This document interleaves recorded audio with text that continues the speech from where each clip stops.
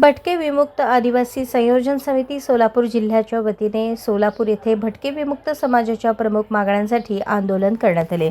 यापूर्वी खासदार प्रणितीताई शिंदे यांना वेळोवेळी निवेदन देण्यात आले असून त्याचा तपशील याप्रमाणे दिनांक 28 फेब्रुवारी 2026 रोजी देण्यात आलेले निवेदन, 24 मार्च 2026 रोजी मुंबई येथे पार पडलेली भटके विमुक्त समाजाची राज्यस्तरीय बैठक व मुंबई मराठी पत्रकार संघ येथील पत्रकार परिषद, 28 मार्च 2026 रोजी आंदोलन करण्यात येईल याबाबत देण्यात आलेले इशारा निवेदन। यापूर्वी संबंधित मागण्यांबाबत निवेदन देऊनही कोणतीही ठोस कार्यवाही न झाल्यामुळे हे आंदोलन करण्यात आले। या आंदोलनामध्ये काही मागण्या मांडण्यात आल्या।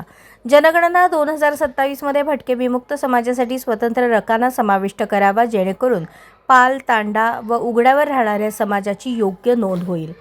भटके विमुक्त आणि निमभटक्या जमातींसाठी राष्ट्रीय आयोग विधेयक 2026 ला तात्काळ मंजुरी देऊन समाजाला घटनात्मक मान्यता द्यावी। आंदोलनानंतर सोलापूरच्या खासदार प्रणितीताई शिंदे यांना निवेदन देण्यात आले असून त्यांनी या प्रश्नावर संसदेत आवाज उठवावा अशी मागणी करण्यात आली आहे। समितीच्या वतीने सांगण्यात आले की जर या मागण्यांवर तात्काळ कार्यवाही झाली नाही तर समाजाला आणखी तीव्र आंदोलन उभारावे लागेल।